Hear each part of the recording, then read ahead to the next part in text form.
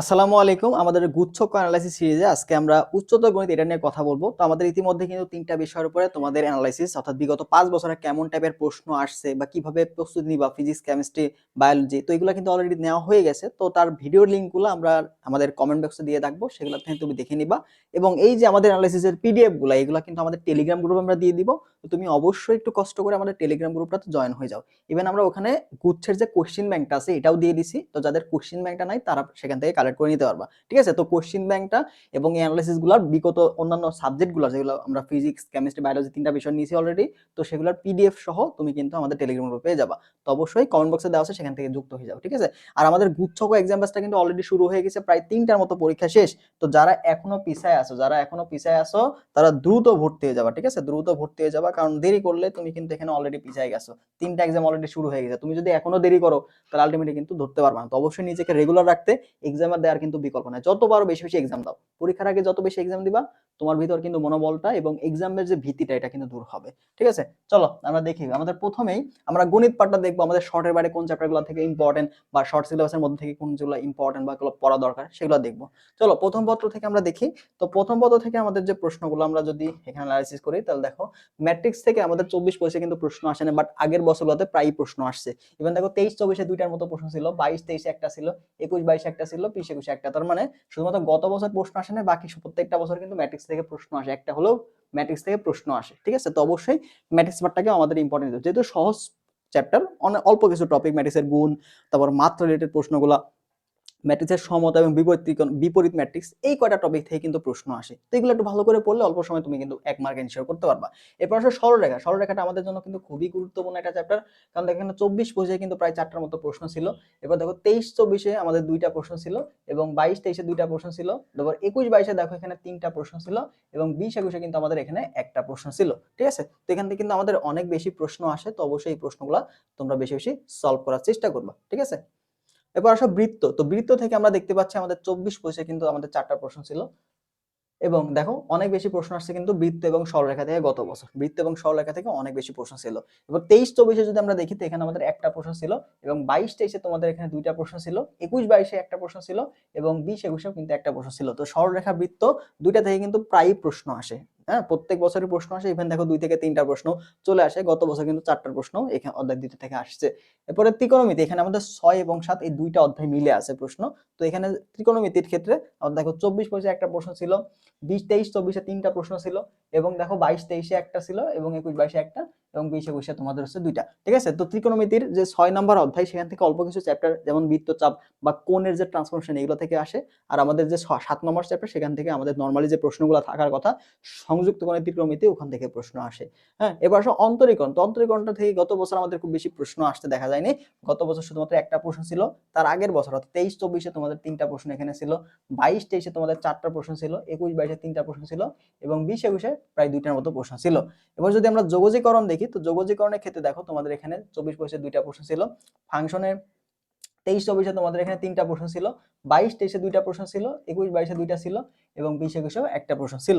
তো যোগজীকরণ অন্তরীকরণ থেকে কিন্তু প্রত্যেক বছরে আমরা 3 থেকে 4টা প্রশ্ন কিন্তু পাবো। ঠিক আছে? অন্তরীকরণ, যোগজীকরণ। তো তুমি চাইলে তোমার কাছে যারা এখন নতুন করে ম্যাথ শুরু করতে যাচ্ছ, তো এই 2টা চ্যাপ্টার তো অনেক বেশি বড়। তো এখান থেকে সিলেক্টেড যে টপিকগুলো, হ্যাঁ, এই 2টা চ্যাপ্টার তুমি সিলেক্টেড টপিকগুলাই পড়বা, যেগুলো ইম্পর্টেন্ট টপিক ওই কটা টপিক থেকে পড়লেই দেখা যায় 4টার মধ্যে তুমি 2টার অ্যান্সার করে আসতে পারবা। ঠিক আছে? এত বেশি সম্পূর্ণ অধ্যায় না পড়ে জাস্ট সিলেক্টেড কিছু ইম্পর্টেন্ট টপিক পড়লে এখানে কভার হয়ে যাবে। এরপর আসো ফাংশন থেকে। ফাংশনটা আমাদের জন্য কিন্তু শর্টের বাইরে ইম্পর্টেন্ট। তো বিশেষ করে ফাংশনের ডোমেইন রেঞ্জ থেকে কিন্তু প্রশ্ন ঘুরে ফিরে আসে।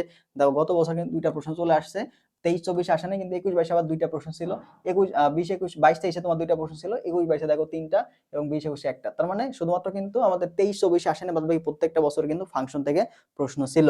এরপর দেখো ভেক্টর থেকে এই অধ্যায় থেকে 20-21 একটা প্রশ্ন ছিল এবং বিন্যাস সমাবেশ থেকে আমরা দেখতে পাচ্ছি আমাদের 21-22 একটা প্রশ্ন ছিল এবং 20-21 আমাদের একটা প্রশ্ন ছিল। তো এইগুলো আমাদের উচ্চতর গণিত প্রথম পত্রের অ্যানালাইসিস থাকলো। তো এখানে শর্টের বাইরে তুমি ফাংশন এই চ্যাপ্টারটা পড়বা আর বিন্যাস সমাবেশ থেকে বাদ দিয়ে তুমি দ্বিপদী বিস্তৃতি ওখান থেকে এক্স বর্জিত পদ ওইগুলো পড়লে হবে।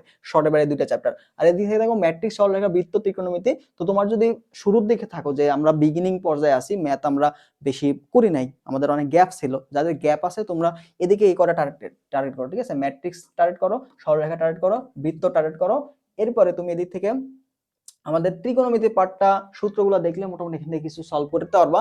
আর অন্তরীকরণ যোগজীকরণ থেকে সিলেক্টেড টপিকগুলো পড়লেই হয়ে যাবে, ঠিক আছে? তো অল্প কিছু চ্যাপ্টার দেখো 3টা, আর এখানে হলো আমরা 5টা চ্যাপ্টার পড়বো, জাস্ট সিলেক্টেড টপিকগুলো অন্তরীকরণ পার্ট থাকে তাহলে কভার হয়ে যাচ্ছে। তাই তো বেশি প্যারা নেওয়ার দরকার নেই, কিন্তু অল্প কিছু জিনিস প্র্যাকটিস করলে কিন্তু প্রশ্ন চলে আসে। আর ম্যাথের ক্ষেত্রে দেখবা যে বিগত বছরের বিভিন্ন টাইপ থেকে প্রশ্ন আসছে, বা হুবহু ওই টাইপের প্রশ্নগুলো কিন্তু অনেক সময় তুলে দেয়, ঠিক আছে? তো ম্যাথ পার্টটা এত বেশি ভয় পাওয়ার কিছু নাই, তুমি যদি প্র্যাকটিস করতে পারো দেখবা যে ইনশাল্লাহ এখান থেকে কমন চলে আসবে। ওকে, আচ্ছা। তো এরপরে আসো আমাদের হচ্ছে পরবর্তী প্রশ্নে, আমাদের আমাদের দ্বিতীয় পত্রে চলে আসো। তো দ্বিতীয় পত্র থেকে যদি আমরা দেখি, তো এখানে আমাদের দেখো জটিল সংখ্যা থেকে প্রশ্ন আসে, ঠিক আছে? জটিল সংখ্যা থেকে কিন্তু প্রত্যেক বছরই প্রশ্ন আসছে। ইভেন দেখো 22-23 কিন্তু আমাদের 4টার মতো প্রশ্ন ছিল, কিন্তু প্রত্যেক বছর একটা হলেও প্রশ্ন ছিল। তো অবশ্যই জটিল সংখ্যা থেকে আমাদের এখানে ইম্পর্টেন্ট দিতে হবে, যেহেতু প্রতি বছর একটা হলেও আসছে এবং জটিল সংখ্যা অধ্যায়টা অনেক ছোট এবং সহজ। তুমি যদি একটু কনসেপ্টটা বোঝার চেষ্টা করো তাহলে তোমার জন্য খুবই ইজি হয়ে যাবে, ঠিক আছে? এখানে আর্গুমেন্ট, মডুলাস এই টাইপগুলো আছে, জটিল সংখ্যার কিছু বেসিক যে কনসেপ্টগুলো আছে সেগুলো জানলে এখান থেকে অনেকটাই কভার হয়ে যাবে।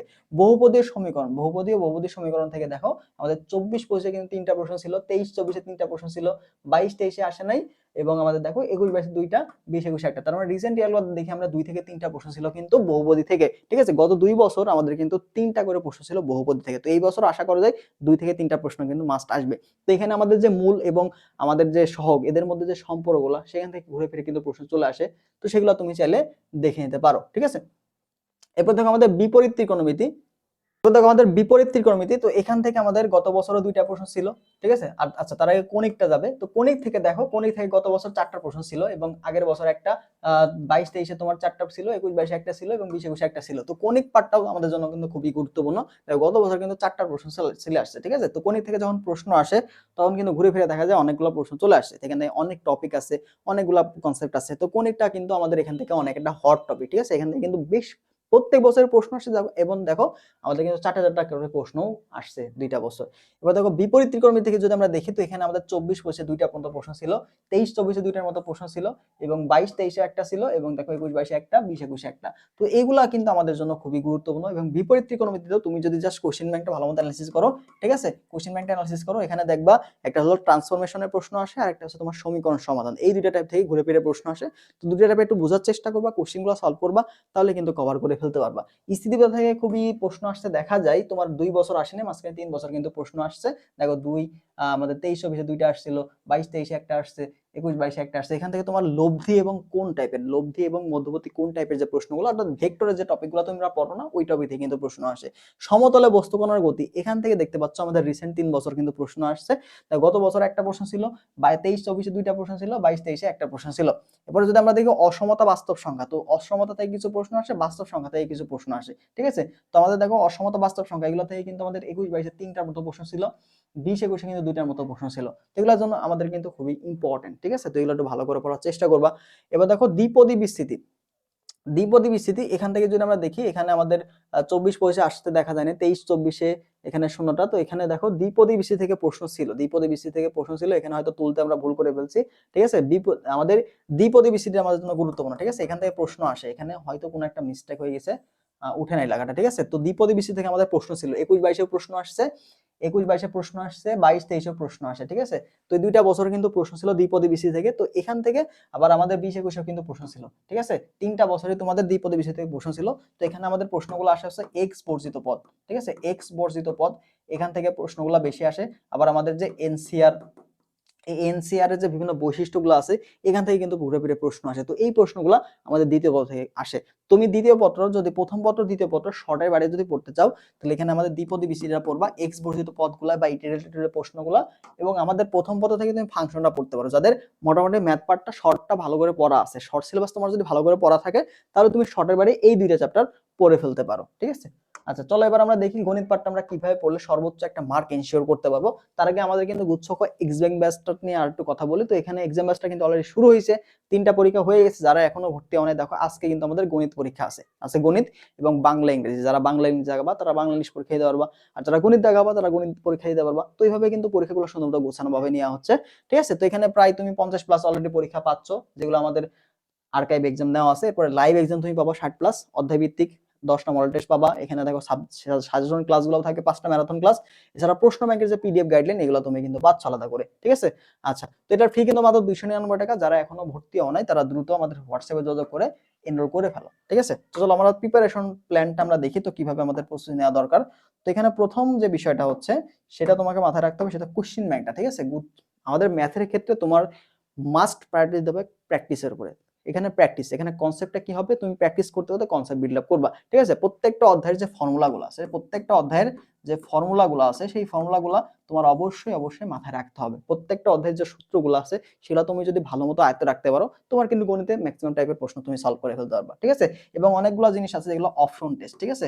অপশন টেস্ট তো তুমি দেখবা যে বেশ কিছু প্রশ্ন জাস্ট অপশন টেস্ট করে তুমি কিন্তু করে ফেলতে পারবা। তাই যে অপশন টেস্ট এবং সূত্র, এই দুইটা বেসিক জিনিসপাতি জানলে দেখবা যে বেশ কিছু প্রশ্ন তুমি সলভ করে আসতে পারো ম্যাথের ক্ষেত্রে। তো এটা একটু ভালো করে প্র্যাকটিস করার চেষ্টা করবা। দেখো গুচ্ছ ক প্রশ্ন ব্যাংকটা তুমি এখানে বেশি প্রায়োরিটি দিবা। গুচ্ছে বিগত 5 বছরের প্রশ্ন এবং গুচ্ছ অধিভুক্ত যে ভার্সিটিগুলো আছে সেই ভার্সিটির প্রশ্নগুলো তুমি এখানে সলভ করবা, ঠিক আছে। গুচ্ছ এবং গুচ্ছ অধিভুক্ত যে প্রশ্ন, এক কথায় গুচ্ছ প্রশ্ন ব্যাংকের মধ্যে তো বাকি ভার্সিটির প্রশ্নগুলো দেওয়া আছে, তো সেগুলো তুমি ভালো করে পড়ার চেষ্টা করবা। এবং অধ্যায়গুলো যখন প্র্যাকটিস করবা অবশ্যই চ্যাপ্টার ওয়াইজ করবা, ঠিক আছে। তো যেহেতু ম্যাথের ক্ষেত্রে তোমাদের একটা দুর্বলতা থাকতে পারে বা ম্যাথ প্র্যাকটিসটা অনেকেই করো না, ঠিক আছে। মেডিকেলের পর বা মেডিকেলের আগে অনেকে হয়তো বাদ দিচ্ছে, একাডেমিকে করছো লাস্ট, তারপরে করো নাই। তো তোমাদের ক্ষেত্রে চ্যাপ্টার ওয়াইজ কোশ্চেন ব্যাংকটা কালেক্ট করতে হবে, ঠিক আছে। তো এখান থেকে তুমি নেটওয়ার্ক বা জয়কলি যে কোনো একটা কালেক্ট করে প্র্যাকটিস করা শুরু করো। এবার দেখো ভার্সিটি ক প্রশ্ন ব্যাংকটা, যদি তুমি একটা ভালো প্রিপারেশন নিতে চাও, যে আমি একটা মার্ক বেশি তুলবো, যে আমি টাইপটা বা প্রশ্ন হুবহু কমন পেতে চাই, তাহলে তুমি এখানে দুইটা কাজ করবা। একটা হচ্ছে গুচ্ছ ক প্রশ্ন ব্যাংকটা, ভার্সিটি ক প্রশ্ন ব্যাংক, দুইটা কোশ্চেন ব্যাংক যদি সলভ করতে পারো তাহলে এখানে তুমি মান সহ অনেক প্রশ্ন হুবহু কমন পাবো ম্যাথের ক্ষেত্রে, ঠিক আছে। মিলাই নিও, পরীক্ষার পরে মিলাই নিও। এরপর দেখো বেশি বেশি প্র্যাকটিস এবং এক্সাম, এগুলো তোমাকে মাস্ট দিতে হবে। মেইন পরীক্ষার আগে তুমি যদি এক্সাম না দাও বা বেশি বেশি প্র্যাকটিস তুমি যদি নিজে না করতে পারো, টাইমটা যদি তুমি ম্যানেজ না করতে পারো, যে নির্দিষ্ট সময়ের মধ্যে তুমি যদি প্রশ্নগুলো সলভ করা যদি একদম এটা প্র্যাকটিসই না করতে পারো, তো পরীক্ষায় কিন্তু ভাই তুমি একটা বড় লেভেলে ধরা খেয়ে যাবে, ঠিক আছে।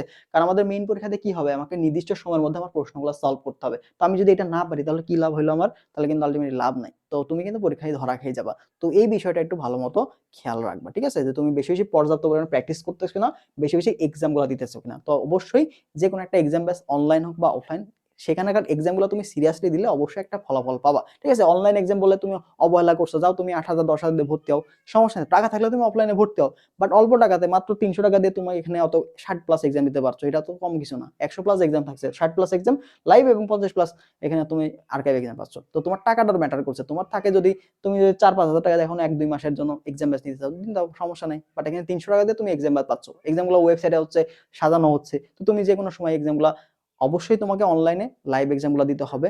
যতই পারো না কেন লাইভ এক্সামগুলো দাও, কারণ র্যাঙ্কিংটা তুমি দেখতে পারবা, ঠিক আছে। তো এই বিষয়গুলো মাথায় রাখবা, যে যতই পারো না কেন রেগুলার এক্সামগুলো দাও, 5 10 15 যাই পাও না কেন আস্তে আস্তে ইমপ্রুভ করার চেষ্টা করো।